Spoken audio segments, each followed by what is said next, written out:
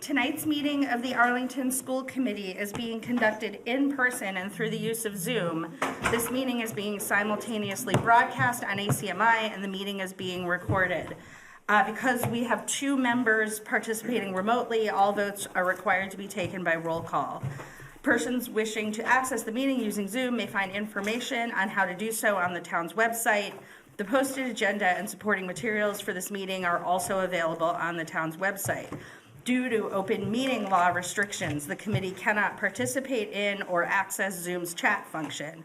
While everyone is welcome to observe this meeting, active remote participation requires advance notice. All participants are asked to activate their camera and shall provide their full name in the interest of developing a record of the meeting. Our meeting this evening will begin with an executive session. We will return to the regular meeting at about 7 p.m. So I am requesting a motion to vote to meet an executive session pursuant to Massachusetts General Laws, Chapter 30A, Section 21A for the following purposes. Purpose 2, to conduct a collective bargaining session with the Arlington Education Association, specifically regarding a grievance. And Purpose 3, to discuss strategy with respect to collective bargaining, specifically to deliberate regarding the grievance filed by the Arlington Education Association. So moved. Second. Okay, roll call vote. Mr. Carden. Yes. Dr. Allison Ampe. Yes. Ms. Hayes-Copperthorne. Yes. Mr. Thielman. Yes. Mr. Schlichtman. Yes. And the chair votes yes. So we are ready to go into executive session. Thank you. We are back from executive session and will now begin the regular school committee meeting. We start with public comment. For members of the public who wish to address the committee, there will be 20 minutes of public comment. If you'd like to sign up to speak, either remotely via Zoom or in person, you must email Ms. Diggins by 6 p.m. Thursday, the date of the meeting. Depending on how many people sign up, time allotments may be reduced but will not exceed 3 minutes. We only have one set of speakers today. We have with us Arlington High School freshman group, Charis or Karis? Karis. Wu, Avery Manin Browder, and Layla Chouaki. What is your plan? Are you all speaking or? Yes, we'd like to present our project together as a group. Okay. If that's all right. Okay. So you can have a total of 9 minutes.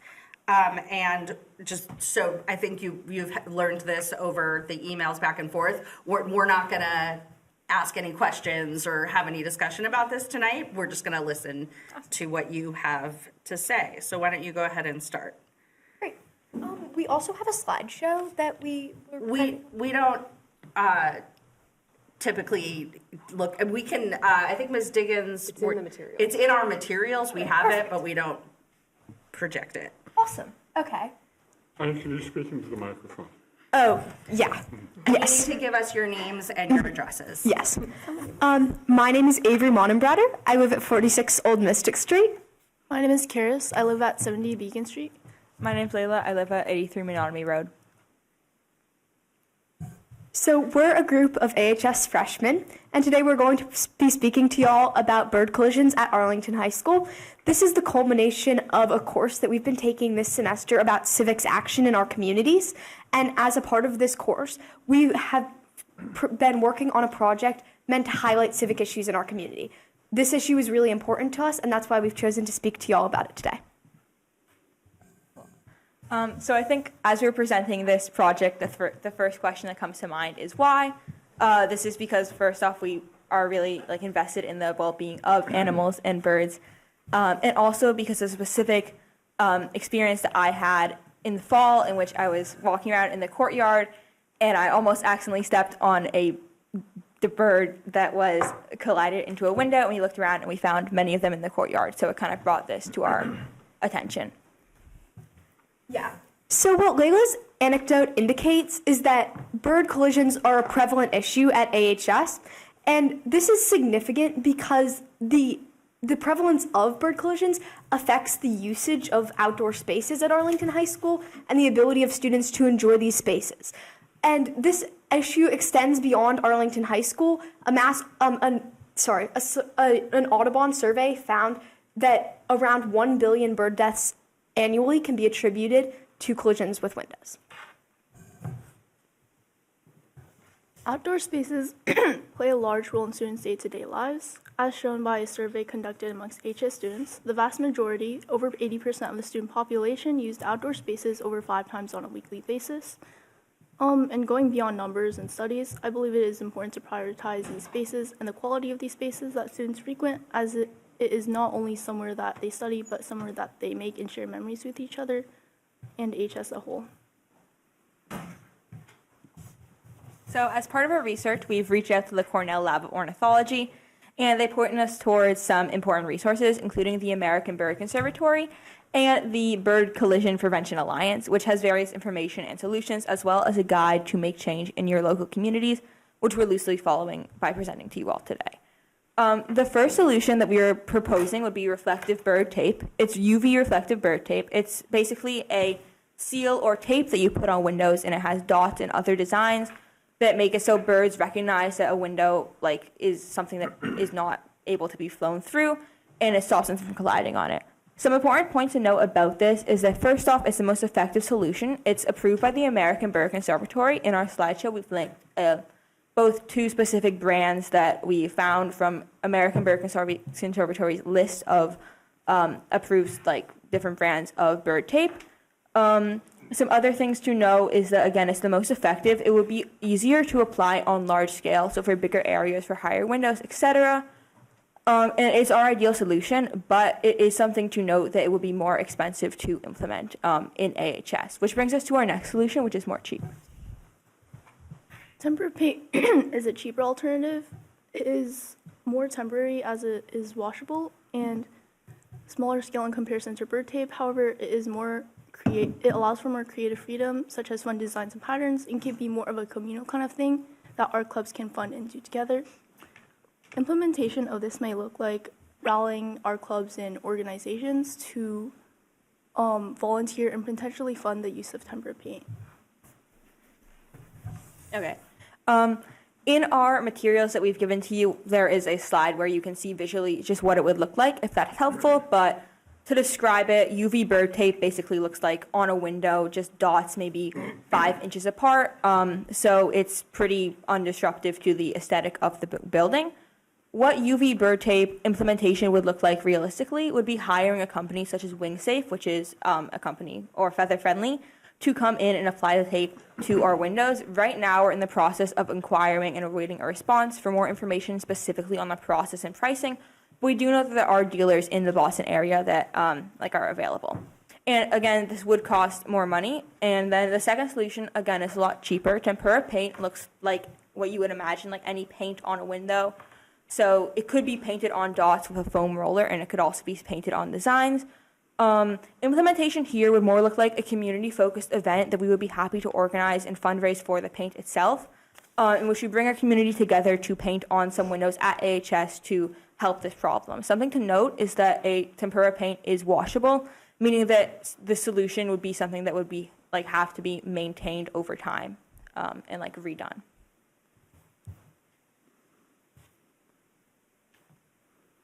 And then we first just want to thank you guys all for our time and allowing us to talk here. And we do want to reiterate that this is a first initial presentation here showing our general ideas and just that we want to initially raise attention and awareness about this issue. As of now, we are still in the process of first in contact with the school custodians surrounding understanding where bird collisions affect or what windows affect birds the most, and just more details on that. And also we are in contact again with specific companies talking about pricing and logistics of it, and just raising awareness as a whole. So this is just the first initial meeting to raise awareness and just say this is something that we would like to solve as an issue at AHS. Thank you. Thank you. Thank you. Very much. That's great. Okay. Okay, we have no high school representatives here tonight. I will go to the AEA representative, Erica Tonnershell, who we heard from earlier, but do you have anything else you want to? Hello, everyone. I just want to say I was able to go to the Matzall conference today with my co-teacher, who's an ML teacher, and it was an amazing experience. Just, again, to give more, push for anything like that that's available to teachers is always amazing. So I'm feeling energized, which is rare at this time of year. Thank you. So we are going to go straight to our presentations. The first one is summer programming adjustments and updates. Dr. Ford Walker and Ms. Elmer. Yeah. Good evening, everyone. Can you hear me? Okay. Tonight I'll be sharing an overview of programming that we are offering students this summer. Specifically, I'll be discussing the Title I Summer School Program, the Multilingual Learner Elementary and Secondary programs, and high school offerings that we'll have this summer.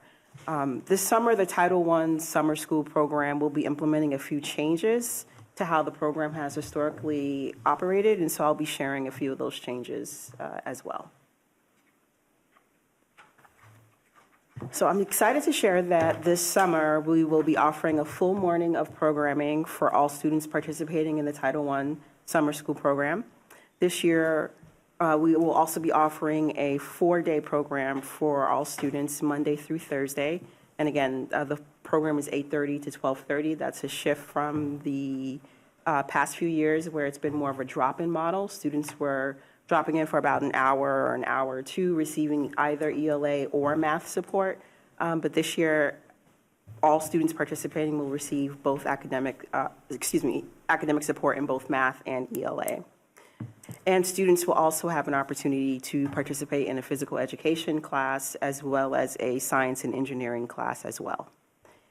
This year, we're also excited to offer a snack/lunch period for students, and that will be something that we hope all students will participate in, and it will be a way to end the morning for all students, kind of in a more of a community-oriented way. We start off the day together, we end together, and move on to whatever the afternoon holds for us. This year will also be our second year of, I will say, our intentional partnership with ACE Summer Fun. Last year, we were able to offer transportation to a few students who opted into it. And these are students who participated in afternoon programming here at the high school through the ACE Summer Fun program. I'm happy to say that we have a number of students that are participating in that this year, which provides our families and students with more of a consistent programming throughout the day. And so essentially our students who opt into this will have program options throughout the day, morning and the afternoon. And again, transportation will be provided this year for students from Thompson to AHS, specifically Monday through Thursday. For families who will be participating in the Friday ACE Summer Fun program, they know that transportation is not going to be provided on Fridays, but that is something in future years that we'll work towards. But again, because we have a 4-day program, we're able to offer the transportation those 4 days. Also this year, one adjustment that I'll share is that we shifted from having 2 coordinators to 1 coordinator. So there's 1 coordinator for the full program versus the former model where we had 2 coordinators who were assigned based on content areas. So 1 in ELA and 1 in math. Thank you. As it relates to future planning for the Title I Summer School Program, we will continue to prioritize offering a full-day option for students and families. We'll also continue to collect feedback and analyze it and respond to it and attempt to be as responsive as possible to what our families are seeking and asking for. We'll also continue to explore what further program expansion might look like, and that includes a 5-day per week option for interested families. So we'll still continue to explore that. again, this is the first year where we're going to 4 days, and so we'll see how that goes, assess that, and then figure out if there is a desire for a 5-day option and if we can fiscally make it happen. We'll also continue to work on communicating with families and of students who are being invited to the program earlier. So this year we were able to communicate earlier, but we can do an even better job of that. And one of the challenges is that we are using current data to make those invites to families or to invite families to the program. And so we're trying to find the right time frame where we can inform families that their child is being invited in enough time for them to really make summer plans in advance, which can be a challenge. At Arlington High School, programming will include offering a credit recovery option for students who didn't have or earn, passing grades during the school year. Programming is available to students attending Arlington High School, Minuteman High School, and students in the Middlesex League. AHS is offering a number of summer school course offerings 3 days a week from July 7th through August 6th. And in terms of our elementary multilingual learner summer school program, that program will take place at Thompson this year. This is the second year where we've had the elementary multilingual learner program and the Title I program at the same building, which has supported our efforts to have a little bit more consistency in terms of programming, but also has provided a common space for both programs to operate out of, which has provided a little bit more ease for the programs. The program aims to serve students who are newcomers entering grades 1 through 5. The program will focus on developing academic language through a science-based content theme throughout the summer. And the program is intentionally focusing on science in order to provide students with meaningful opportunities and more hands-on, deeper learning opportunities. And also, instruction will focus on building student literacy and language skills. We also have a secondary multilingual program, which will take place at Addison again this summer. And the program serves students who require additional support in developing academic, language, and content area skills. And the program will emphasize literacy, writing, and language development skills in order to strengthen students' ability to access grade level curriculum and build confidence. And finally, Allison Elmer, our Assistant Superintendent of Student Services, will discuss the extended school year program. So extended school year is a special ed service, so this is eligible for students who receive IEP services through the year, and it is determined a team determination. Since I've been here, the summer program has been over at Pierce, but this summer there is facilities work, so we're moving over to Dallin for this summer. Town Rec is also using that building as well. And one of the major changes to the program is we collect feedback each year from families. And there's always a tension between students' opportunity to participate in, recreational summer camps for families to take vacations and feeling, torn by the schedule to get these services. So we have made an adjustment this year where we will essentially be offering the session 1 and session 2, which will be the first 3 weeks of July. Then we will take a 1-week break, that's for staff and students, and then return for 2 more weeks in August in order to accommodate for the 5 weeks of service within that 6-week window. We did change the hours slightly so that there is a maintaining of service levels. So the program will run from 8:30 to 12, Monday through Thursday. As I said, it runs at Dallin for the elementary level, Menotomy, and then Gibbs for the rising 6th graders, and Arlington High School. And that concludes our presentation. Thank you.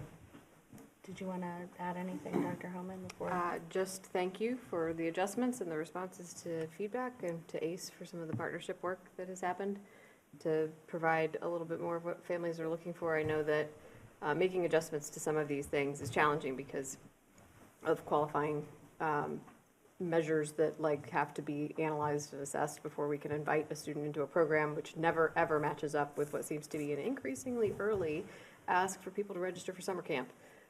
It was hitting fall months this year, and we don't control for that, unfortunately. So that will continue to probably be a bit of a challenge, but I really appreciate the work of the administrative team to provide a fuller day, a better approximation to the summer camps that students might otherwise go to, along with the academic supports and services that these students need. So, well done. Any questions from the committee? Ms. Exton? Mostly comments, and I'm really just going to echo what Dr. Homan just said. I very much appreciate the work that was put into adding the ACE in the afternoon more consistently, providing a full day. I look forward to a little update in the fall to see if this made an impact on students' participation. I hope that it did, so I appreciate that. And I appreciate, Ms. Elmer, the adjustments that you made to ESY as well. I think that it's, it demonstrates that we're listening to families' feedback and making some adjustments. And so similarly, I look forward to hearing in the fall if this was helpful for families and supported their decision to participate. So thank you. Anyone else? What? Kersey. Oh, sorry. Your face isn't there, so I keep forgetting there's someone there. Dr. Allison Ampe. Sure. So thank you for this. I was just wondering a couple things. I like how you're syncing up the summer program, the Title I stuff with ACE, but I'm wondering for the extended school year, when do the afternoon ACE classes start? And will kids, if kids want to go to one of those, will they be able to get there? We've been doing that actually for several years, and actually it was provided a model for Title I that we coordinate with ACE, and we run a bus that goes essentially to every elementary school to pick students up, and so one of the stops is Addison, so in the afternoon, those students are able to get dropped off at Addison, just with notification from the family. Great. And then High school now. High school, right? High school now. Okay. Yeah. No, it did. I just. It was previously, correct. It was previously Addison, yep. okay. And then for the ML students, I'm wondering, I mean, if they live around Thompson, that's great, but if not, are they having to get themselves all the way from, Stratton or something? And is that a problem? That has not come up as an issue. This is the second year, but we also had a bus last year that we made available for some students that needed it. We had a student who had a medical condition that needed it, but there weren't any, from my understanding, challenges with families getting to Thompson. But if that were the case, we'd work with them to try to support them. Great. Okay. Thank you. Thank you. Okay, we can move on to the first read of district goals. Dr. Homan. Okay. Thank you, and good evening, everyone. We're going to talk a lot about goals tonight. Lots of different goals, long-range goals, short-range goals. So I'm actually going to start with the status report on our 2025-26 district goals, and then go over a first read of the district goals, and I'm going to do each of those sort of by priority area. I do have some slides to kind of guide us through so that I'm not trying to project a complex and very wide spreadsheet, but the spreadsheet has a more comprehensive sort of overview of the different action steps and what evidence might look like of success for each of the goals. And so you can reference that if it's a little easier to navigate. So starting with an overview of kind of where we are with the 2025-26, this school year's district goals as we look forward to the end of the school year and getting ready for next year. We have made a lot of progress on some of our goals under goal number 1, which is tied to student learning excellence and equity. We had plans to revise the DCAP and MTSS plan. We have done that to visit every school and do some sort of level setting professional learning with all staff in the district on what the DCAP is, what MTSS is as a framework, and getting schools ready to really own the work at the school level. So we've done all of that work. That goal is completed. We have been working with the math course pathway group, and they are going to bring some initial recommendations as well as work that needs to keep on happening and conversations that need to keep happening, including some work directly at the schools with the staff. And those recommendations will come to you next meeting. So that we've made some significant progress. We're looking forward to marking that one met. And then we are going to be building this next goal into next school year to continue building out some consistent protocols for use in meetings, to build out inquiry cycle work that is very tied to the MTSS work that the district has been doing, and keep working on consistency and coherence throughout the district on that. So we're pleased to have made some good progress on those goals. We have also made some significant progress on our goal number 2, valuing all staff goals for this year. We wanted to make sure we were implementing the terms of new bargaining agreements, and we know that there's work to be done still on making sure that all of those are going well and that we're able to meet the sort of high expectations that we've set for ourselves in our bargaining agreements. We have built out more professional learning for paraprofessionals and clerical staff, administrative assistants this year, because we have some new positions that are supporting that, as well as principals who have taken on running some paraprofessional professional development during our 6-session PDs on the early release days, particularly at the elementary level.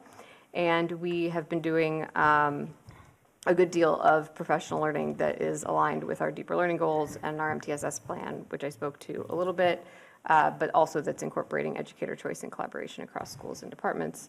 So we are pleased to have done that work. On goal number 3, most of these are significant progress because we just don't feel like we're quite all the way done on them, and there's still work that's ongoing. We do have the instructional technology and space plan. Mr. Schweitzer and I got a little distracted by the budget this year, so we have not brought that back. However, we are treating that as an active plan that is administratively the plan. And we used it to build our capital plan for this year. We are referencing it as we're starting to think about capital plan for next year. And we have ongoing conversations about how we want to use technology in the schools, whether or not we want to reduce the ask when it comes to refresh and have fewer devices that are going home or needing replaced. And so that is part of the ongoing budget conversations and revision of this. I think this becomes sort of an internalized capital plan. It can be one that comes to the committee at some point if that's desired. But due to turnover, we're calling this significant progress because it exists and we're doing it, but it's not something that we brought forward to the committee and finalized all the way. We have been working on our workflows, building out a number of sort of cross-role projects that sort of eliminate some redundancies and establish some valuable redundancies between finance, human resources, and payroll in particular. We had a budget development team this year that was very effective in helping us build out the FY27 scenarios, and we want to continue that work next year. And we've been adjusting our procedures operationally to make sure that we build out better rental rates that are better understood by the community. You've been part of some of that work, making sure our buildings are safe, implementing a new safety protocol, and getting swifter about how we respond to and communicate when there's an emergency situation, which I hope you've all seen some evidence of. So we're very pleased with some of the work that's happened in that area. And then on goal number 4, we have been working on communication consistency protocols and templates. I'm happy to talk about what some of the challenges are there. We're trying to do so at a pace that feels also reasonable to educators and is not creating more demand for more things to happen, but feels like it's actually streamlining things for them. So some of what we're trying to do and why that's at some progress at the moment is to build the collaborative sort of structures that help it feel like a light lift to have more consistent communication with families. We know that this is happening really well in some areas too. So this is one place where we can use strength to build out some expectations and share those at the start of the year, which you'll see in the goals for next year. We have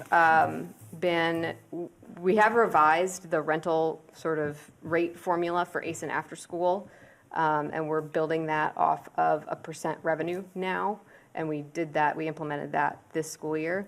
We want to keep working on, and this will be in the goals for next year, how we consolidate and make more consistent our after-school programming, and I'll speak to that in a moment. And then finally, under priority 4, we have been working with families on and with schools on having school-based family liaisons and building some centralized support for that work to happen at the schools.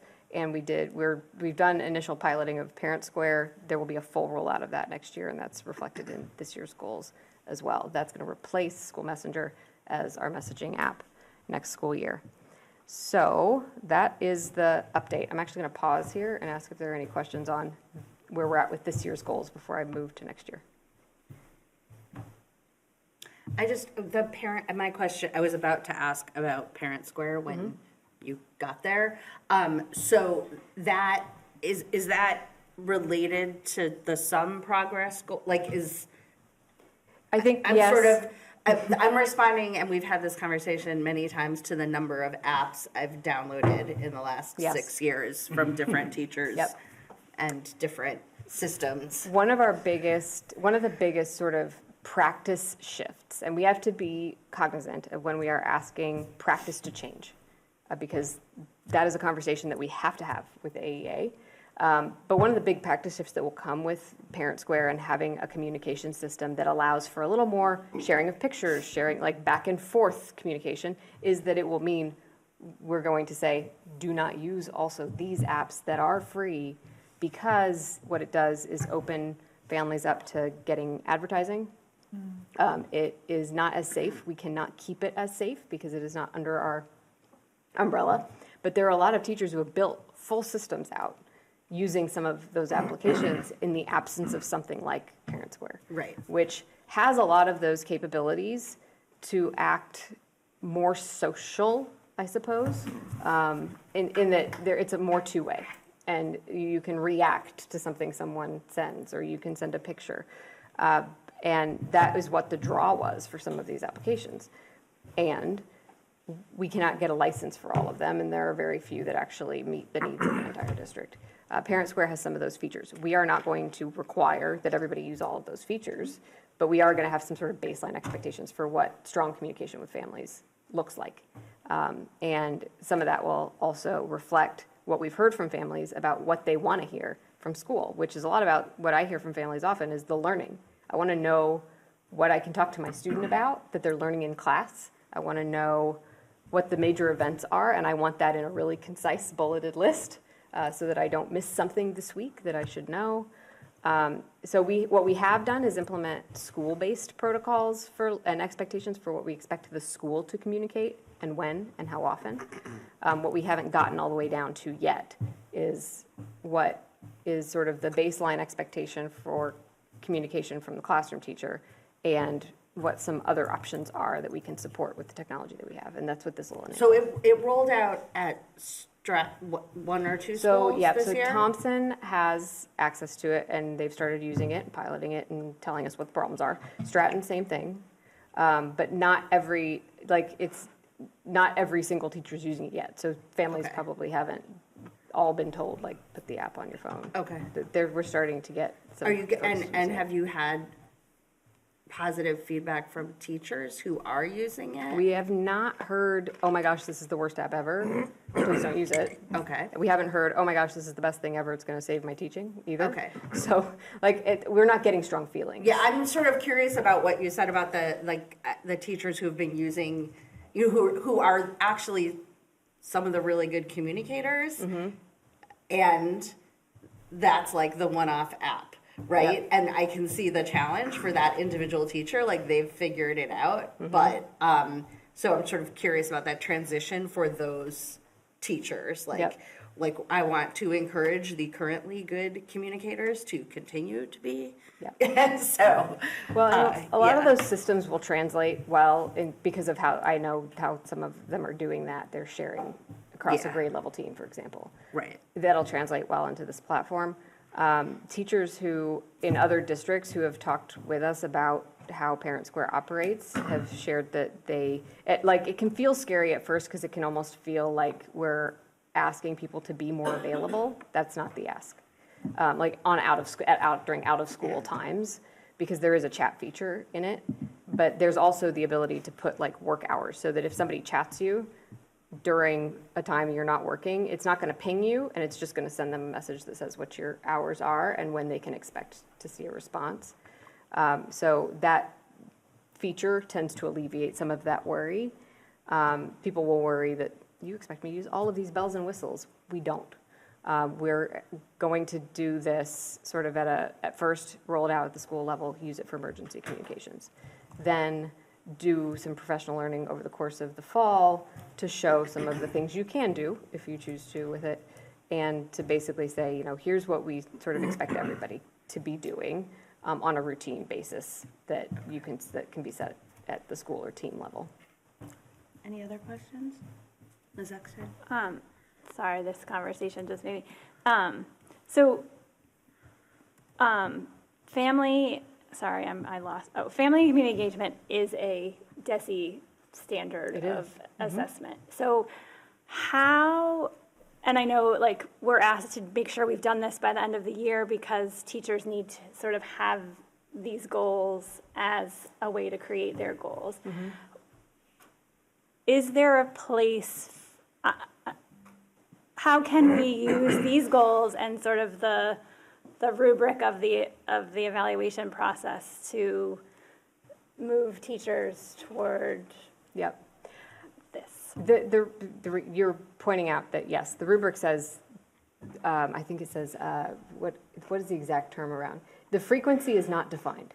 That's correct. And it says that there's an expectation in the rubric that there's two-way communication with families. What is the? It says regular two-way communication with families that is culturally and linguistically sustaining, shares timely information about student learning performance, engages with families in ways that is equitable and collaborative, building positive relationships with families, providing a variety of frequent, inclusive, and culturally and linguistically responsive opportunities for all families to engage as partners in the classroom community, clearly and accessibly communicating information about family engagement opportunities. Yep. Unfortunately, DESE isn't very specific about what regularity is. And what's hard for us is that there's a desire for clarity of expectations when we voice them from educators. And what we don't want to do is remove their ability to make judgments about, you know, what the best way is for me to share some of this information with teachers while also building consistency. So that is what has made this challenging, this goal in particular. And at the same time, I think there are a lot of streamlined approaches that teams can use to, we're working on this because we have the same curriculum in fourth grade. We're talking about whatever we're talking about in fourth grade. I can't come up with a fourth grade unit right now, poetry at the beginning of the year. And so here are questions you can ask your student, and like the teachers on the team can share that. We could get supports in that share that with all of the fourth grade teachers at certain times of the year from the coaches, for example. And so those streamlining approaches that make it not feel like we're asking for a totally new thing is what we're working on. And so that if we say, communicate with families this frequently as a component of regular communication that is two-way and invites discussion and engagement at home, we're not saying that absent resources that support it. Okay, thanks. Yeah. Anything else before we keep going? Go ahead. So for next school year, hopefully you'll find that these kind of follow on to some of the work that we have been finishing up for this school year. I'm going to go through each of the priority areas and the goals and action steps associated with it. And then on the right, there are examples of some of the evidence of success items that are in the larger document. So the right-hand box on each of these is not exhaustive, but it just gives a little bit of a picture, because when we talked about this in CIAA, those evidence of success examples were helpful to sort of picturing what does that mean.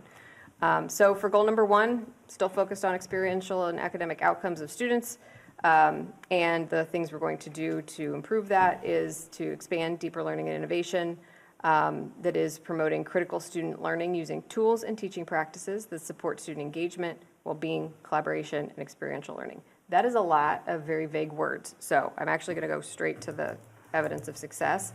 What we're envisioning here is that, actually none of those are helpful examples for this. We really want to dig into how the AI tools of today, the computer tools that we're using in the classroom, any other tools and teaching practices that are supporting students' engagement with deeper learning tasks, how we're deploying those in the classroom, what the pedagogy is that is supporting that. And specifically, we want to talk about like how we use, don't use, build students' criticality surrounding the use of AI and computers and devices. This has become a large conversation in the field. We also want to keep going with some of the deeper learning exhibitions, showcases of student work. We have a lot more of sort of inviting families in to see what students are up to, more performances available, and just more student work on display in our schools, and we want to keep expanding that. We've seen a great deal of that happening at the elementary level this year, particularly with the second year of EL rollout. And we're proud of that, and we think it's making a big difference for students when they have an authentic audience. And so that is capturing the full scope of all of those things. We want to make sure that if we're asking students to use a computer, it is for the purpose of collaboration and connection, that it's not isolating. That if we're asking students to use an AI tool, that we're asking them to be really thoughtful about that and interrogate the use of it and why they're using it and how they're using it. So these are some of the conversations that go along with that goal. The next one is to conduct a comprehensive K-5 math curriculum review and instructional audit in collaboration with teachers, school leaders, students, and families to ensure alignment to standards, culturally responsive practices, and equitable access to high-quality math instruction. We have a goal in the strategic plan that says that we will do regular curriculum area and program reviews. This is aligned to that goal.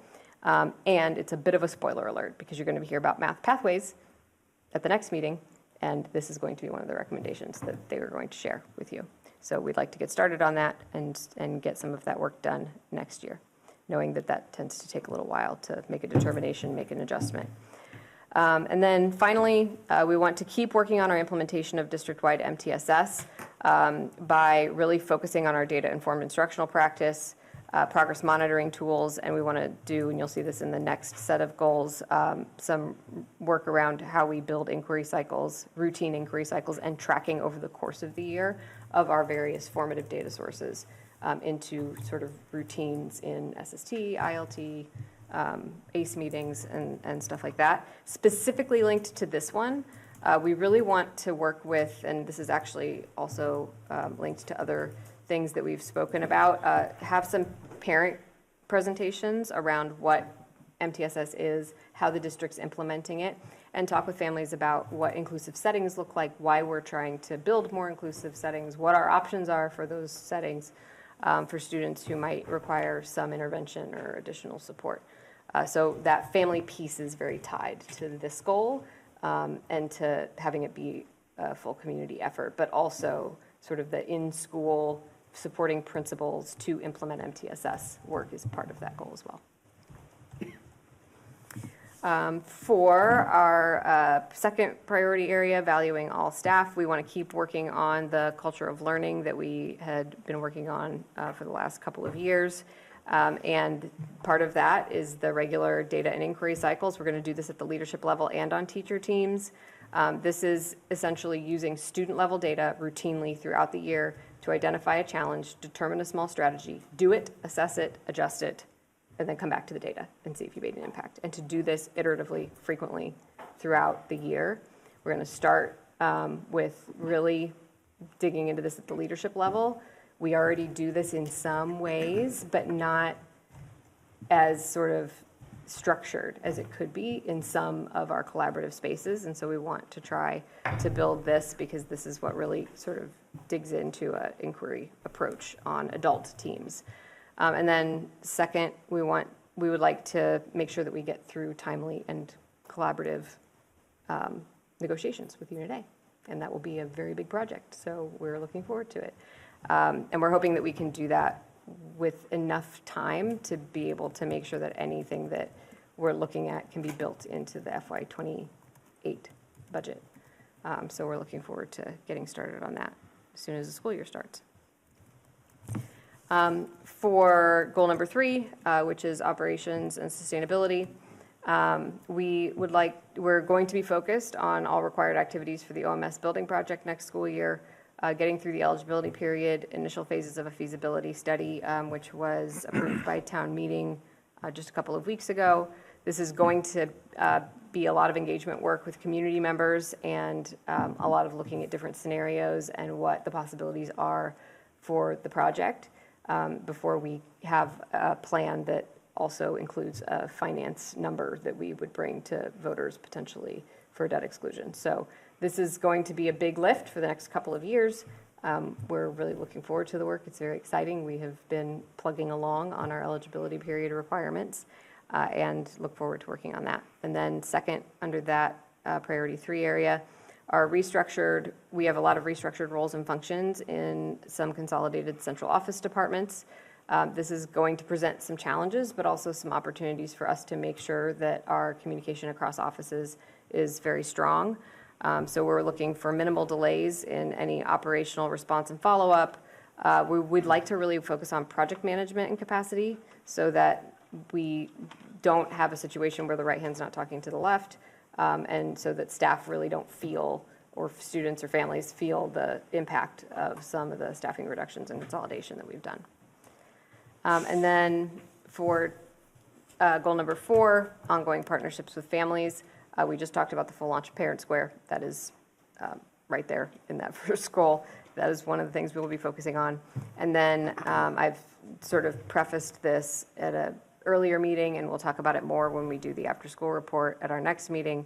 But we'd like to do a district-wide review of our after-school programming, both internal and external, interview staff, families, students, and generate some recommendations for continuity and expanded access to on-site after-school care for all families. I really think that a full review of what's excellent and what's challenging will be very helpful for designing a future that is a combination of the best parts of our current programs and offers new opportunities for after-school care in the Arlington Public Schools. So we'd hope that that would generate a complete report with recommendations for how we might consolidate and expand access to after-school programming, including some community options that we could all discuss for next steps. And we're hoping that it'd be available in March or April of next school year if we get started on that audit early. So those are the first read goals. We talked about them in CIAA, so I don't know if Ms. Sexton or anyone on that team has any additional bits to add about our discussion. Happy to answer any questions. I don't have anything. Anybody have any questions? Dr. Allison Ampe? I can't see the grid. No, I'm good, thank you. Okay. Great, no questions. Okay, we would do a second, sorry, I had a next step slide that I breezed past. We could approve this tonight because CIAA did look at it, or this is the first read. People could share any revisions that they have or additions they'd like to see with me, and we could bring it back for a second read. What I will do as soon as this is approved is share with principals, share with educators, and this will immediately start to inform planning. I had hoped to get it to you actually at the previous meeting, and just we didn't have it all the way together yet. So I'm open to any of the above, but if it's approved tonight, we'll share it earlier. If not, we'll wait 2 weeks. It's fine either way. Do you? I can make a motion, people can vote no. Motion. Kirsty. Oh, Dr. Allison Ampe? My preference is since it's labeled as first read and it went out to the public as first read, we don't know if anyone in the community has any comments or anything on it. So my preference is to wait and do a second read and approve it then. But that's me. You guys you have your own ideas. That's fine with me. The principals have it. They're working with it. They've seen it, so they basically know what's coming. Yeah. We can still do some work with it. Okay. If we wait. Then I agree with Dr. Allison Ampe. yeah. Okay, we are now moving on relatedly to the strategic plan update report. Okay. We have not done one of these before. So you all can let me know what you think and whether or not we can do this again. So we are in year 3 of a 5-year strategic plan. We're finishing up year 3. And one of the members, Mr. Carden, had asked for an update sort of similarly formatted to how we've done the progress reports on the goals, the annual goals each year. And helpfully, we had already a document that sort of laid out in spreadsheet form all of the different milestones in all of our different strands of each of the initiatives, of each of the priorities of the strategic plan. I'm going to explain what I just said in just a second. So I took some time to go through all of those milestones for the first 3 years. And this is essentially a status update on all of those milestones for the past 3 years on all of the initiatives in the strategic plan. The presentation, the spreadsheet is very detailed. The presentation is summarized. And I'm going to try to move through it with a bit of brevity because it's a very comprehensive plan, as all of you know. And first, I'm going to explain the structure of the plan itself, just as a reminder, refresher for anybody who might be watching at home or who has not taken the time to sit and read this very dense strategic plan. So we have our vision and our mission, which we reference frequently. There are 4 priorities in the strategic plan, which I've spoken to in our goals. Under each of the priorities of the strategic plan, there are 3 initiatives named. So there's 12 initiatives in total. Each of the initiatives has strands attached to it. Those strands have milestones.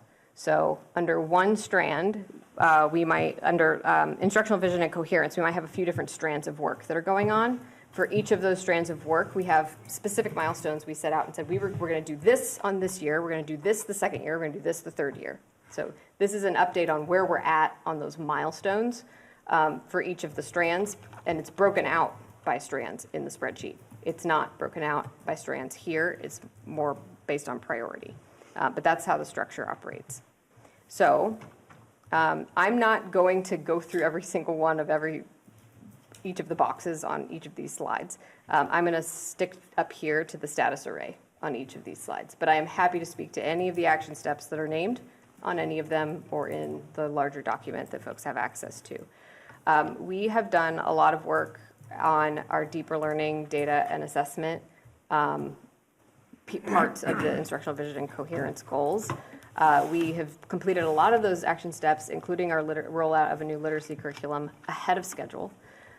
We have started doing the curriculum and program reviews, and you've seen a couple of examples of that. We did it with literacy first. We've done this also with our special education programming. We've been learning as we've done them. And I think one of the things that we've learned from that is that we don't really want an out-of-the-box approach to these reviews. We want to be able to customize them. And it may make sense to do them on an every other year rotating basis as opposed to an every year because they're pretty comprehensive in scope when we dig into a program area and audit it, essentially. We have not, one of the things that we had said we were going to do was expand out digital learning teachers. We have not done that. We have actually done the opposite of that. However, we have expanded out library teachers, and so we're really pleased to be able to check that box because that was one of the milestones in the strategic plan. And we're hopeful that that will help us meet some of the information literacy and digital literacy goals that were also in the plan. But obviously, because of challenges with resources, we weren't able to do that piece of it. For student belonging and adult support, which is the second initiative under priority 1, we have done a lot of work sort of refining our student experience data collection. We wrapped more of our survey data under the Panorama umbrella, so we didn't have so many different survey tools we were using for screening. We've done a lot of work building listening sessions, empathy interviews, and other ways of understanding the student experience into our regular practices. ILTs have played a major role in developing some of that. In MTSS, we have done a lot of work for just sort of having the staffing available to do MTSS, having adequate intervention staff, adequate social work staff, adequate service providers, special educators, and we've also sort of built out the professional learning for that. We didn't really do we had a cohort implementation model built into the strategic plan. We didn't end up doing it quite that way. We've taken more of a whole system approach to this work, but we have done some of the professional learning around that, particularly with leadership and teams at the school level. And then we've started with some broad public communication, but as I noted, we're going to really focus on that next year because we didn't get as deep into that over the first 3 years as we had hoped to. For priority 2, we've done a lot of work on pathway to teaching programs, and that has included partnerships with licensure programs in the area that work with school districts to help teachers get licensed while also working in the district, building university partnerships, particularly the teacher leadership program. We've started and sustained our partnership with them, and that has built up our leadership teams at the schools, and a number of teachers have taken advantage of the sort of tuition remission partnership we have with them. We have had more students engaged in more of the sort of life of schools, like the mentor program, where we have high school students go down to be mentors to students at various elementary schools. More opportunities. When we brought Monatomy back, our early childhood classes were able to then be at Monatomy, and those have had some boosted enrollment. We have internships at the school and in central office, and these are all giving students exposure to public service work and teaching work, and we're really proud of those initiatives. So we've done a lot of work in this area. For reimagining professional learning, we've built out more choice-based PD and job-embedded learning opportunities with educators. We were a little behind schedule on building out the professional learning tracking app, which I think was slated for year 1. We had it available for year 1. We started to use some of the features. We've now gotten a much better handle on how the system works. We do course reimbursements through that system. We track all of our PD through that system. We're able to offer PDP certificates to teachers using that system. All of that was manual in separate apps and docs and spreadsheets before, and now it's all tracked in that one platform, which is fantastic. And it's all synced up with PowerSchool as well. For competitive compensation, you all were part of this. Those of you who were on the committee when we bumped salaries up and met the town manager median at the time. And we're really so grateful for the work and partnership with AEA and all of you and the community to have been able to accomplish that. That was a full team effort. We had in this goal town-partnered affordable housing advocacy, and we decided that was out of scope. So this is tied to some of our learning about how to set some of the goals, because we weren't able to gain a lot of traction on that. It's a nice idea that we would love to do if the opportunity presents itself. It was something that was difficult for us to generate sort of the capacity for, given that it's not really in our wheelhouse. For priority 3, this is operations. Priority 3.1, or initiative 3.1, was inclusive and modern spaces in operations. We, as noted earlier, we have the guiding principles, the tech and space guiding principles, and we had developed a team and working groups that had worked on that. We're calling it partially completed because we hadn't fully finalized it and rubber stamped it. But we are operating with some of the internal plans that we've developed. We had completed this building project tech review is really us getting through the AHS building project and us reviewing the technology available in schools as part of our capital planning. And so we've done all of that work, and we've rolled out new projectors and devices based on teacher feedback about what needed to be prioritized in the capital plan. We also applied for funding for MSBA for Hardy electrification and the OMS rebuild, and as you all know, that is moving right along. And under Healthy Meals for All, we heard from Food Services last time we met about the various menu enhancements that they've been working on. They have also been really working on how they gather feedback from students and families so that they have some criteria for thinking through what do we include on the menu and what would be a great addition to the menu. So we're proud of the work that's happened there. We have not made major capital changes to spaces, though we did implement some cooling solutions at the Thompson cafeteria. This is just a resource constraint issue. We would love to have larger cafeterias. What Ms. Boucher shared with us the other day about the space constraints are very real, and incredibly difficult for us to address in the absence of renovating and bumping out some of our cafeterias so that they're larger. It's very difficult to do.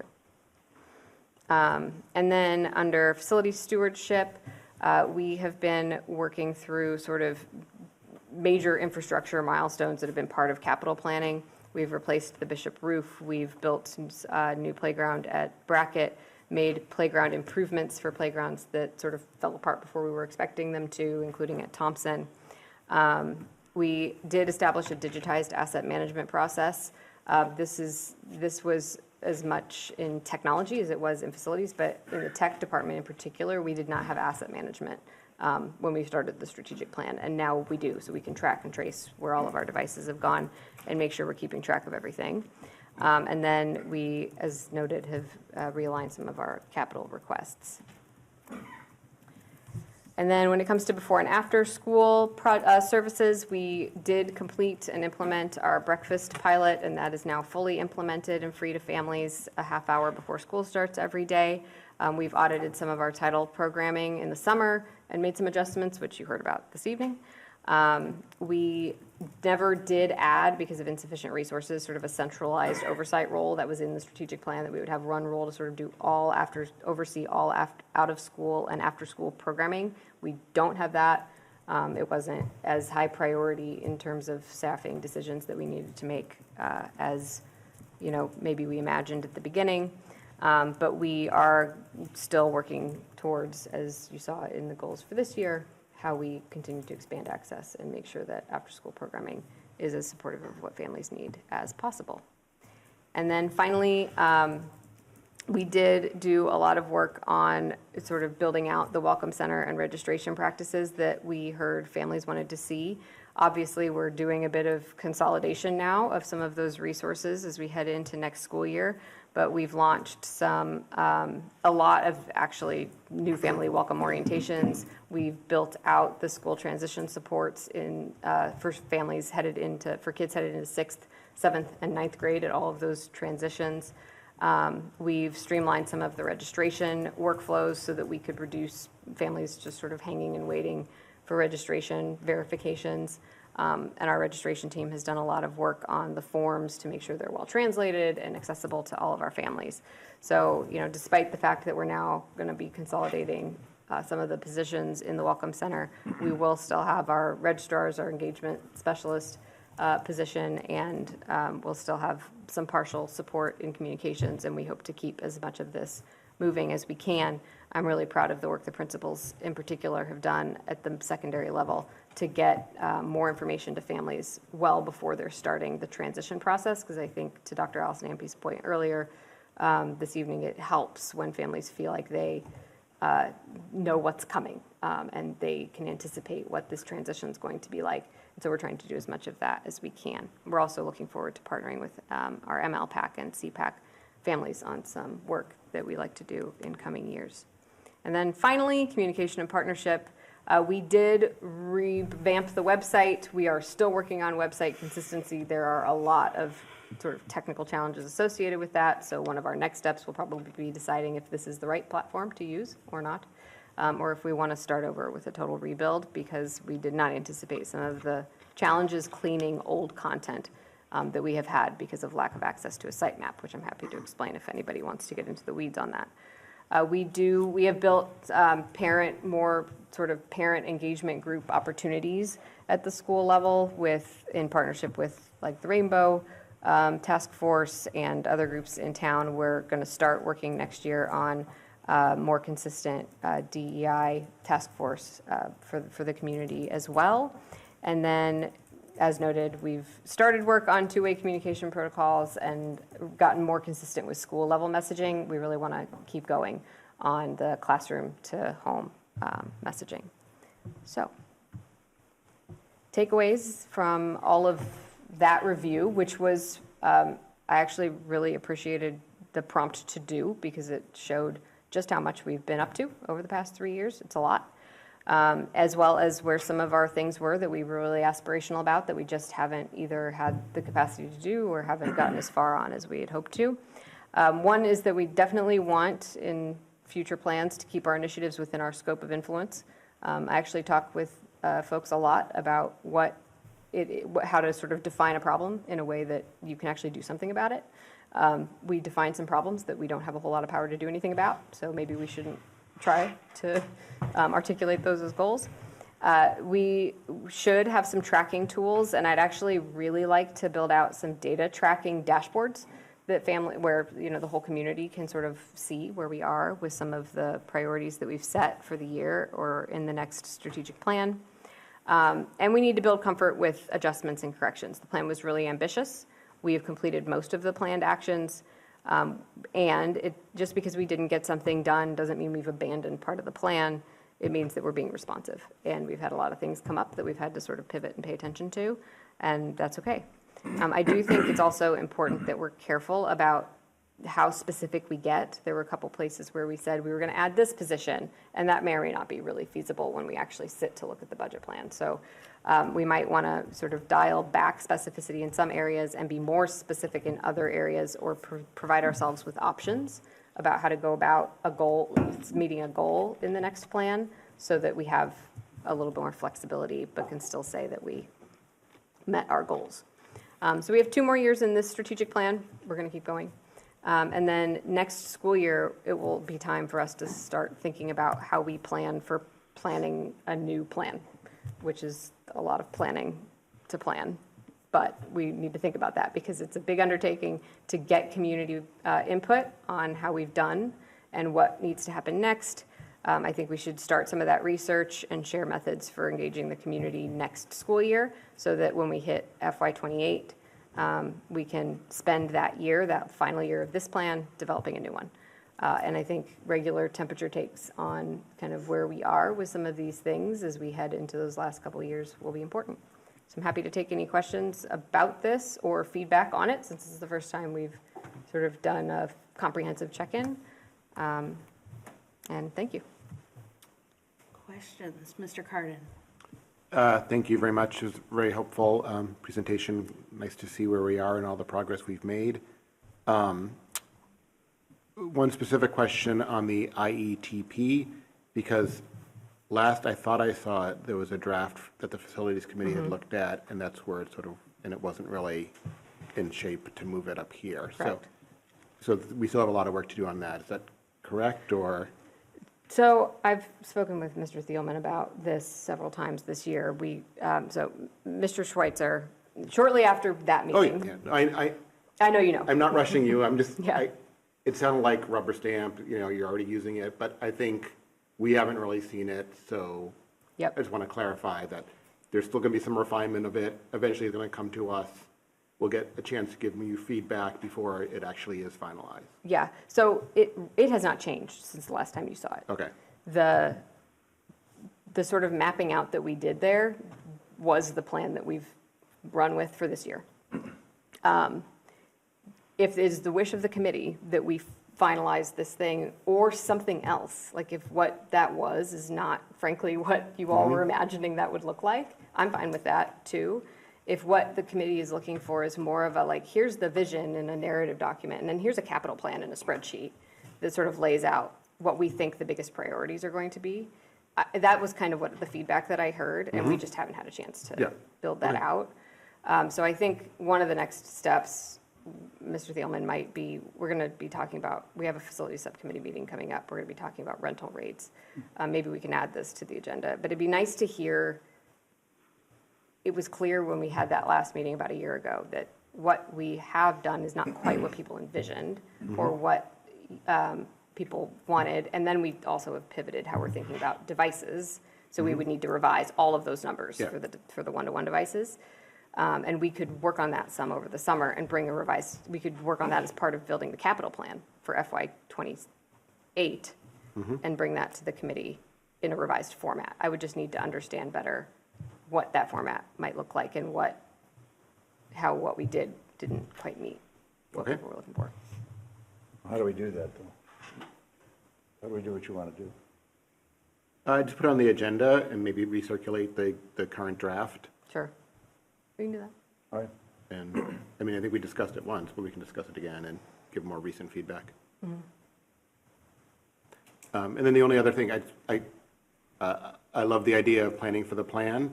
I mean, I think ever since I joined the school committee, I wanted a strategic plan.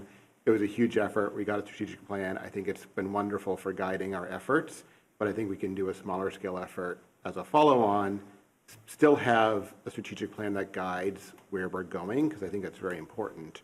Doesn't have to be nearly as detailed as the one we had. No, but I definitely think we should have conversations about that at CIAA next year. Thank you. Agree. Other questions from the committee? Mr. Thielman? I did put my hand like this, didn't I? Yeah, I said that, and your hand went like I know, that. so you are really, I'm paying attention. you are paying attention. You're much better chair than I ever wanted to be, ever could be. I just want to say, I think that good progress has been made, and I really think that I want to commend the superintendent, of course, and her team for a lot getting done, and I agree with Len that it's nice to be operating with a plan. So that's all I got to say. I got no questions. I bet I did raise my hand. So. Thank you. That was especially, I started with the strategic plan and I started together, but I wasn't here when the strategic plan was developed. So it's always, like, every time I hear about the process and sort of all the different components, it's helpful to me to sort of continue to integrate that into the way I think. Okay, we have a finance report from Mr. Schweitzer. Did you have slides you wanted me to pull up? Okay, did you share those with? They're released. Hold on. I will find them. It's probably number 9.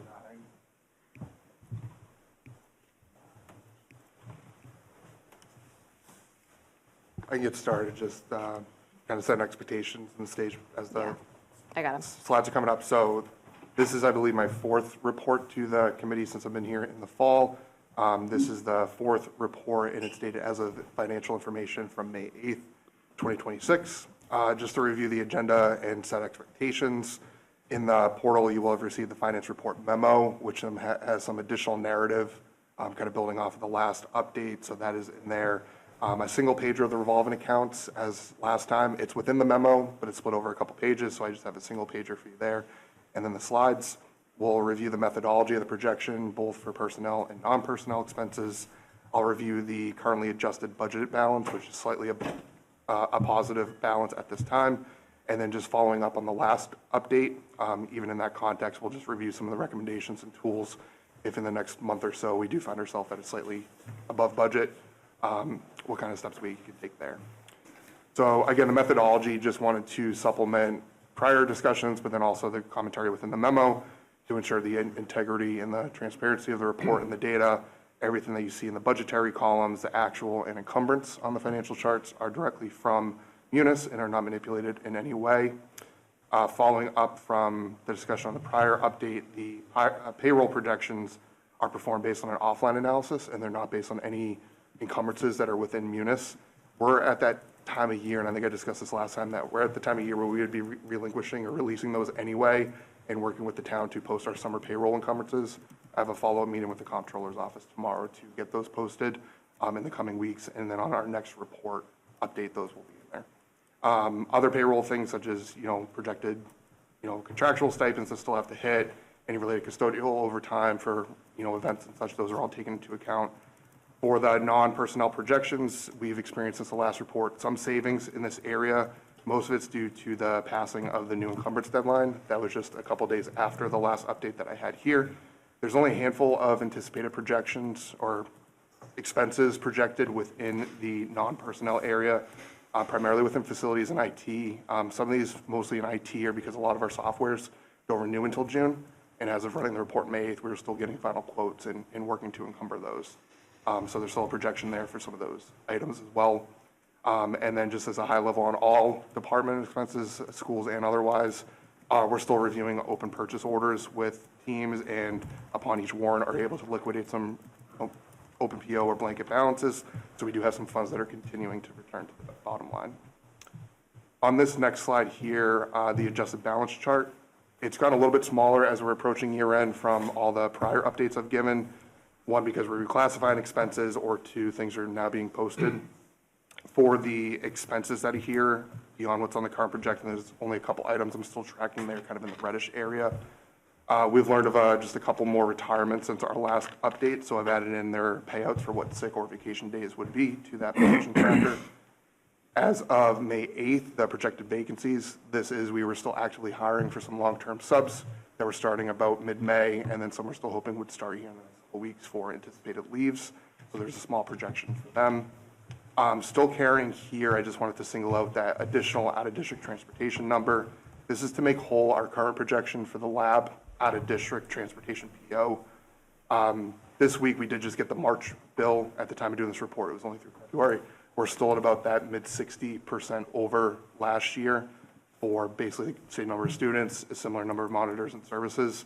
As we've been discussing this since I got here, I still wanted to keep this itemized, but in the next couple of weeks, we will amend that PO, make it whole, and that will be informed on the next update. For the offsets, there's only a few here that I still have. We'll be working on posting these in the next few weeks. As of May 8th, there was still revenue in transit as of May 8th, so we weren't able to work on them, but we'll be able to post those reclassifications here in the upcoming weeks. And then I anticipate on my next update in June, we'll only have probably 1 or 2 adjustments on here, specifically the retirement payouts. To here, just review the adjusted balance. An improvement from the last report. This report here in May presents a slightly positive adjusted balance. To follow up on our discussion from the last update, if something were to happen here in the last couple weeks of the school year, a significant expense, and we were slightly unbalanced, there's a couple tools that we have that we could utilize. Number one would be we could dip into our current year circuit breaker reimbursement, which is being planned to be budgeted and spent for next year, but we could tap into that. And then number two would be just increasing revolving account offsets beyond what we're currently projecting. In respect to the circuit breaker, I do have itemized there. There's still a pending appropriation from the fair share amendment. I know DOR just certified April, but once May is certified in mid-June, that's likely when that would go forward. So we might be able to receive an additional $75K in circuit breaker to make whole the reimbursement for transportation. We could utilize that. That'd be above what we're projecting right now, or it could carry to next year. And then just number two, same as last update, revolving accounts. Revenues could come in slightly higher or expenditures slightly lower, and then we might be able to spend some of those accounts down to zero where appropriate. And then just as I open it up for questions, I just want to summarize the report and then just kind of discuss next steps. So this projection is based on finance information as of May 8th. We still have a handful of weeks left in the fiscal year. If something were to come up, we just review. There's a couple key areas or tools that we could utilize to help balance the budget. And then we're continuing to work with schools and departments at this time to review their open POs and continue to relinquish some of those funds back to the bottom line. And then for next steps, I will be presenting my last update at the last meeting in June. And so at that meeting, I'll be presenting the transfer amounts to be approved between those budget transfer categories during that final projection. And at that time, we'll have the summer payroll accruals and munis, and likely, as I said, just that adjustment for the anticipated payouts for retirees. And I'm happy to answer any questions. Mr. Schlichtman. Okay, I'd like to, first of all, say that your revolving accounts chart is very clear. I'm very happy to see this. It just raises a couple of items of curiosity. Sure. Just because you're providing such good detail. On the athletics, you're projecting a zero balance at the end of the year. So, and in addition to that, you're projecting $12,150 coming over into operations as a offset from the revolving accounts. So I assume that if we ended up spending $200 more on the athletics side, that would be $200 less coming back? It could. The reason why this is presented at zero, so I'll say in context of this year and then next, because there's no user fees or anything coming in. The revenue in there is from like ticket sales, attending games, but we don't have any planned offsets into it. I think there's ongoing discussions in the coming months and year about what a balance should look like in some of these accounts. And I can comment on that if you want to follow up. But this is an account where we could spend it down to zero. It could offset supplies that have already hit the operating budget.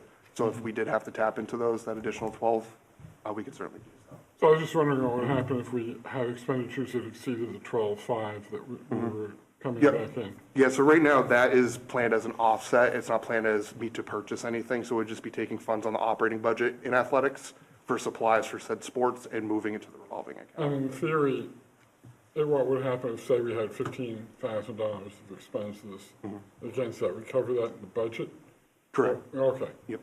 Could you explain to me how we're generating $369,000 in operating offsets from food services? Food services, yep, so the food services cost you see there is based on currently hourly rates for staff to work as kind of lunchroom monitors.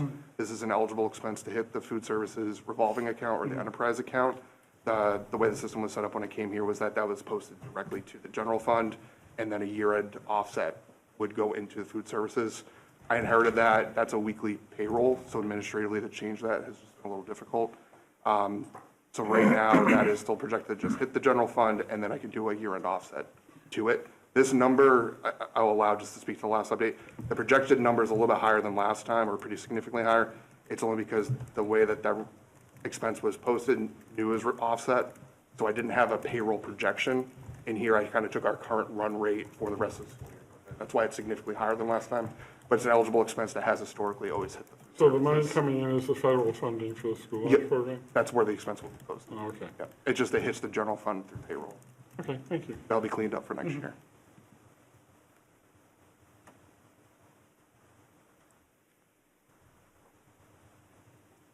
Dr. Allison Ampe? Thanks. Okay, now I have to remember what my question was. Oh, shoot. Sorry, give me a sec here.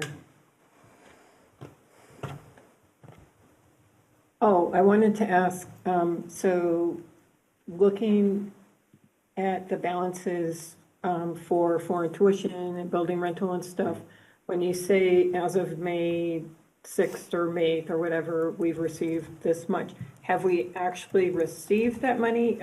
Like it's in hand, or we expect to receive it by the end of the year? I just want to understand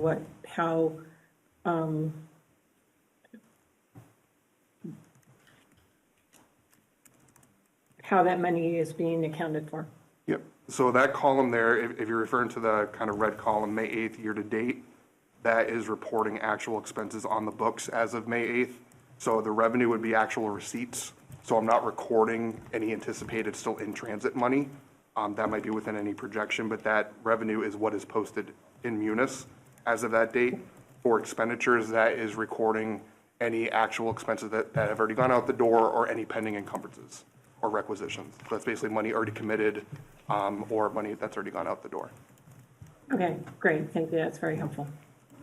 Yeah. This is what happens when you give really clear data. Everybody asks you, but now I have a follow-on question. Is that for like annual, the 409? Is that what we've brought in this year? Or is that like an existing balance plus whatever revenue we've brought in this year? Almost all of it is this year being received in the spring for next year. So there's a little bit of trivial money, I want to say about 40K that came in for the current year students that came in the summer last year. But most of this revenue is money that just came in the last couple of weeks. Okay, but is revenue received in FY26? Yes. July 1 to right now? Correct. Okay. And most of it's for next year students. Other questions? Thank you. Okay, we are now on to subcommittee, no, superintendent's update. Sorry, this got out of order. Okay.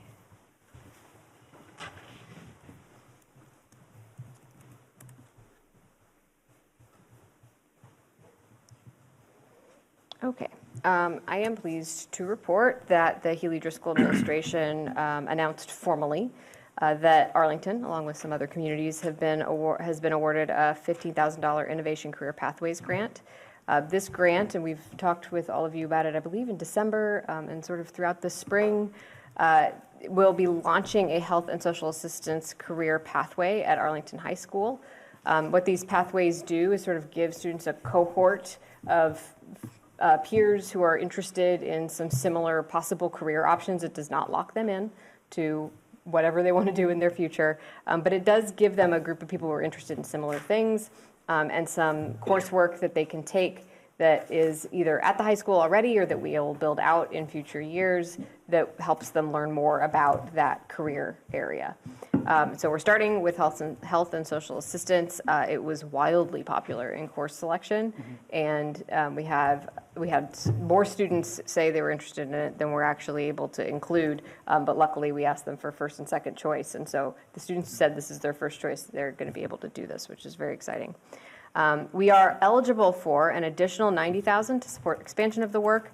And an additional, and that is broken up into two grants, one $15,000 grant and then a $75,000 grant.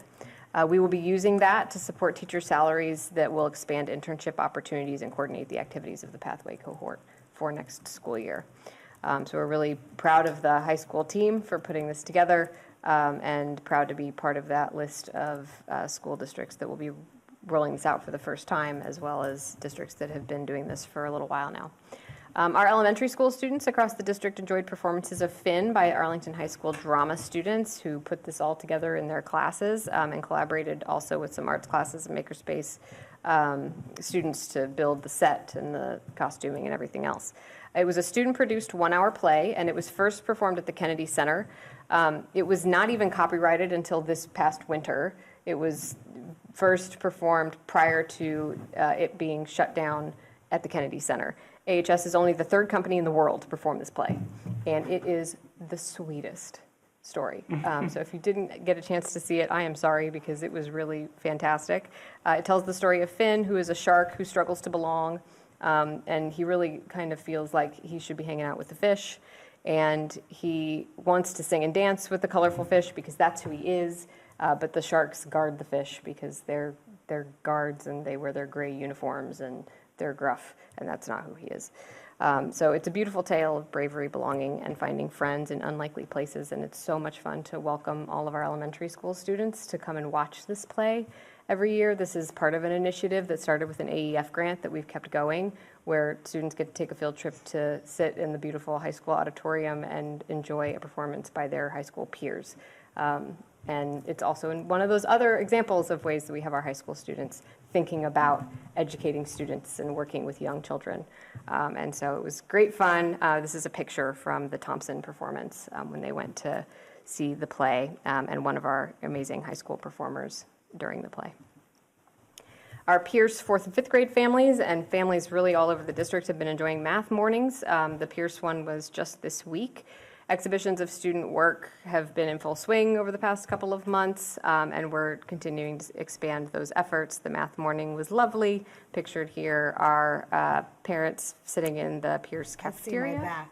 And as well as Ms. Gittleson, and one of our parent and student pairs playing some math games in the classroom. So they learn about the math curriculum for a little bit while teachers have morning meeting, and then they go into the classroom and play some math games with their students and learn about the math curriculum and how students internalize those math concepts.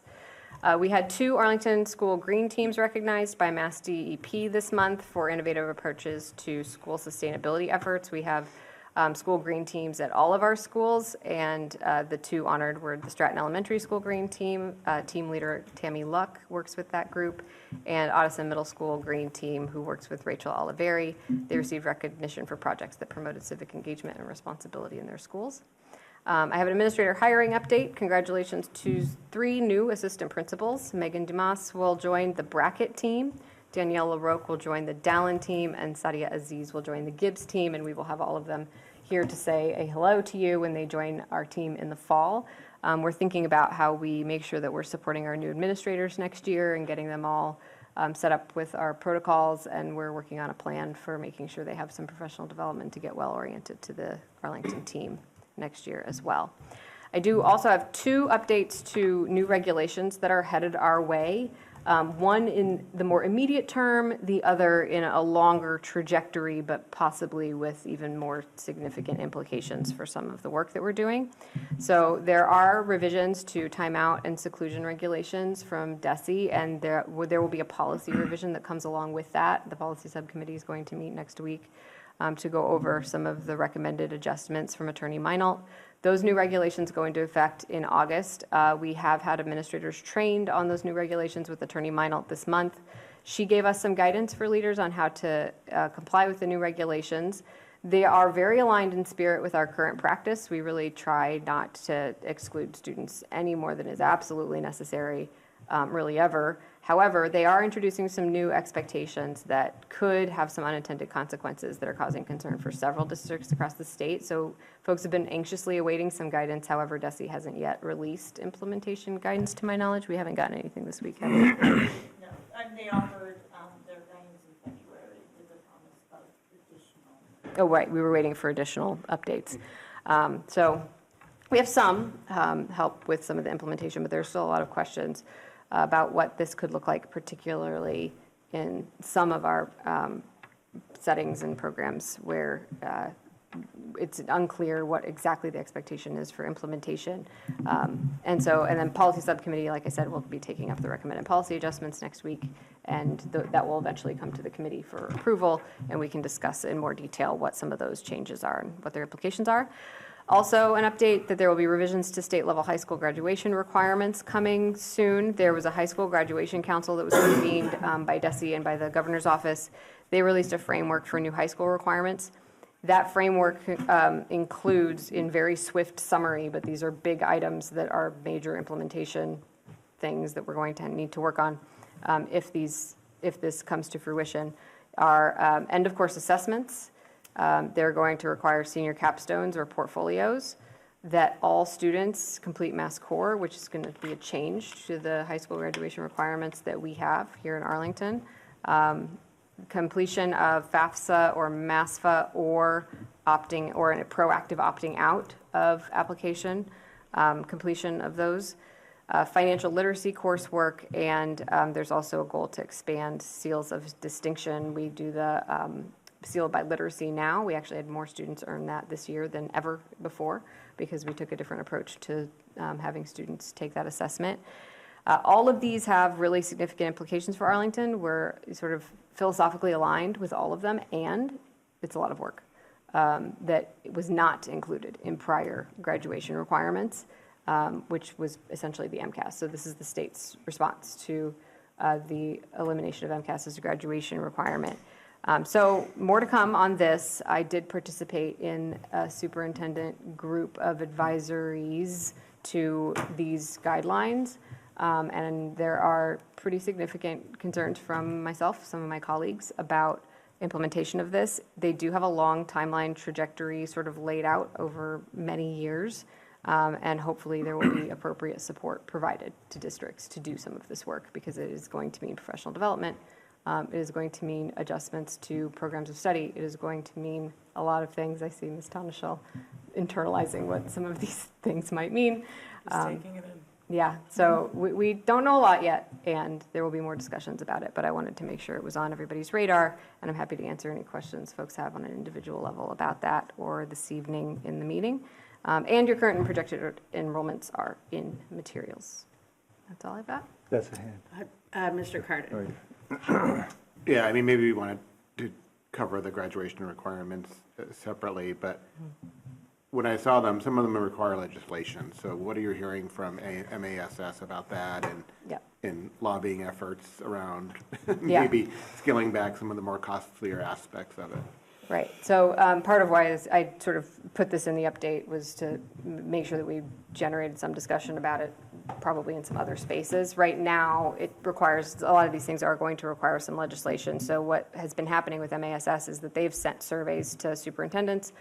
They've made sure that people are aware of the public comment period on the framework, and asked us to share with educators during the public comment period for educators. I've talked with Dr. Jenger about what some of these requirements would be and what his concerns were, like what do you see as some of the front of mind issues, and then I've brought some of those to the advisory committee when I've sat on that. What the advisory committee opportunity and conversations were like there was a lot of us asking questions, like, we would want to know how long this would take and what the professional development would look like, and us raising, here's what we think this involves. And so that's where they're at with it, is all those discussions and trying to incorporate some of the advisory concerns into what their plans were. If I'm honest, I think these were the things we heard at the beginning of the process, and these are the things we're hearing now, as included in the framework. And so I think from here, they're probably going to go start drafting legislation, and that there will then be a lot of public discussion about the legislation. So I'm optimistic that this gets refined and maybe adjusted down the road, because I am skeptical of the state's capacity to really fund to the extent necessary all of these things, and that some prioritization happens.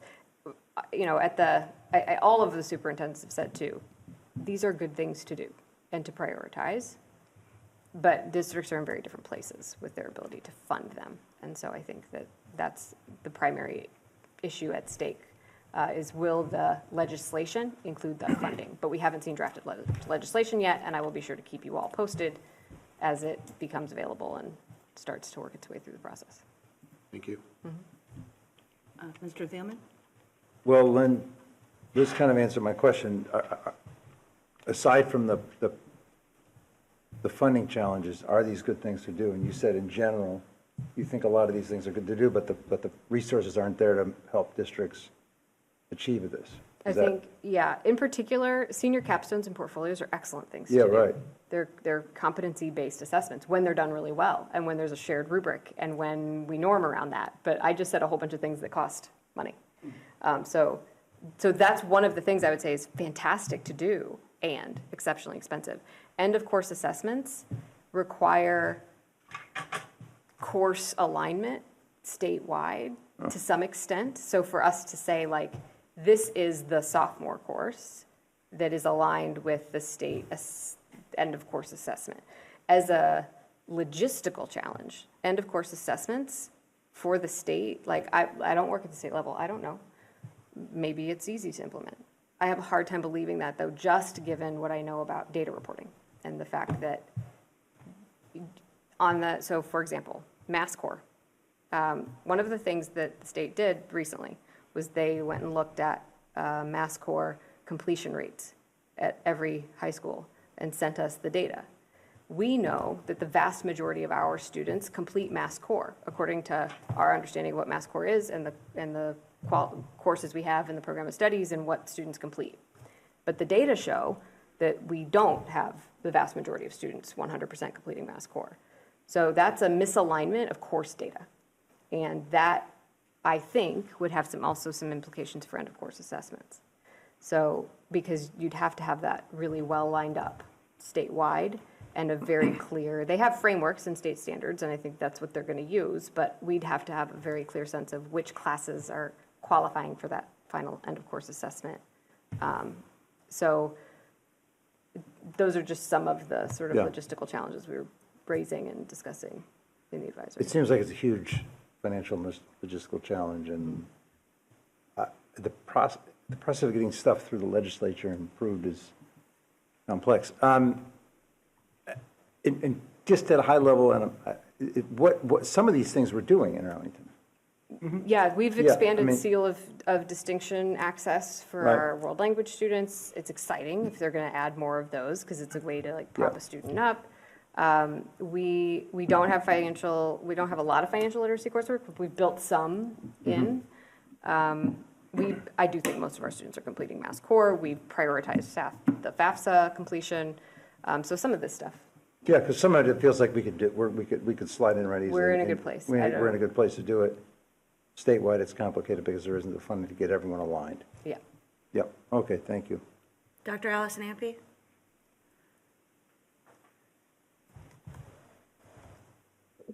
Thanks. I'm just wondering, for the senior capstone or portfolio, can you just make a guess, understanding that it is a guess, how many teacher hours would be required per student? No, per student. Because I'm thinking this is like, this is a big time thing. and just, I'm then multiplying it out and trying to figure out how many more teachers they expect us to be hiring for this. Would you care to take a crack at that, Ms. Donishall? I would love to respond to this with my best guess. So currently, my students in AP African American Studies are presenting their individual student projects, which are nowhere near what I imagine a capstone would look like. We spend 3 instructional weeks per the College Board curriculum on that, and the amount of time that I am spending after school entering into the portal that the College Board houses. I know they wouldn't be the same, but it's my experience that I can relate to. And it is just soul crushing, just from a data entry perspective. I love that the students are able to get access to topics they're interested in, but I think that it is overwhelming, to say the least, to imagine this being implemented for every single senior across the state. It just, I'll leave it there. Lots of teachers.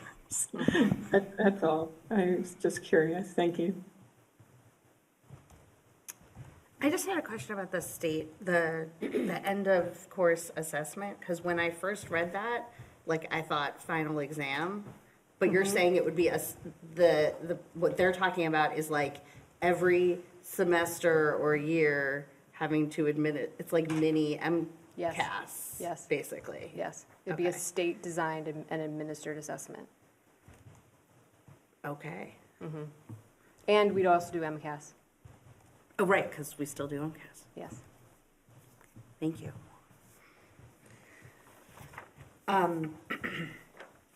Okay, so now we are going to the consent agenda. All items listed with an asterisk are considered to be routine and will be enacted by one motion. There will be no separate discussion of these items unless a member of the committee so requests, in which event the item will be considered in its normal sequence. Warrant number 26279 dated May 27th, 2026 in the amount of $798,428.14. And the draft school committee meeting minutes from April 30th, 2026. I have a motion. So moved. Second. Roll call vote. Dr. Allison Ampe. Yes. Ms. Hayes Capithorne. Yep. Mr. Cardin. Yes. Mr. Thielman. Yes. Mr. Schlichtman. Yes. Ms. Exton. Yes. And the chair votes yes. Thank you. Subcommittee liaison reports and announcements. Budget, Dr. Allison Ampe. Nothing to report. Community relations. We meet on Tuesday, June 2nd at 3:30 p.m. And we do have an applicant now for the Human Rights Commission. We had someone, and then that person didn't live in Arlington. We have another person who just applied, and then we have someone from for the Rainbow Coalition. And then we're having a conversation about developing the calendar. Curriculum, instruction, assessment, and accountability, Ms. Exton. We met last week to have a pre-read of the district goals for 26-27 that we looked at this evening. Facilities. We meet on June 22nd at 4 p.m. We're going to have a conversation. Chris is going to make a presentation. The CFO is going to make a presentation on all that we heard last week about fees and field use. We're inviting users of the field to the conversation to hear about what our constraints are and what's available, and then to hear from them. And then we'll talk about the tech plan. Policy and procedures. We will be meeting on the 3rd, Wednesday, June 3rd at 1 p.m. Arlington High School Building Committee. We meet on Tuesday. There is not a lot left to do, but there are little things happening that we have to approve. That's your update. All the time. I know. I don't know what else to say. I need new material. Is that what you're saying? I got to work on that. I'll come up and, actually, I'm not here next week, but I'll come up with something. Okay. Yeah, I'll come up with something. Liaison reports and announcements or future agenda items. Mr. Schlichtman. 2 things. One, I'd really like to get a sense if we can figure it out, if there are any windows at the high school that are particularly prone to bird strikes, because I'd hate to have a campus that's a bird cemetery. Yeah. We'll look into some of the bird-related challenges. Yeah, because if it's one or two windows, it's a whole, I'm sure, that's what my guess would be. The other one I want to know is if we can get a report on safe routes to school at the Stratton, because that has cleared all sorts of procedural hurdles. The contract's been given a green light to go ahead by the state, and I know that's going to have an impact on the Stratton community. Yep. So that I'd like to get some sort of an update of where we think it's going to be and what's going to happen. It doesn't have to be part of the meeting, it could be a memo to us and to the community, but I think that it's important to get that out on the record. Okay. Thank you.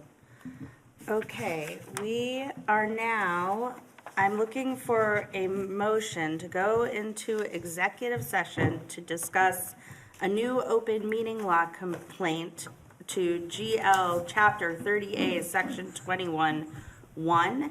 And then here it also says strategy sessions. Okay, to conduct strategy sessions in preparation for negotiations with non-union personnel, or to conduct collective bargaining sessions or contract negotiations with non-union personnel pursuant to GL Chapter 30A, Section 21(2) and 3.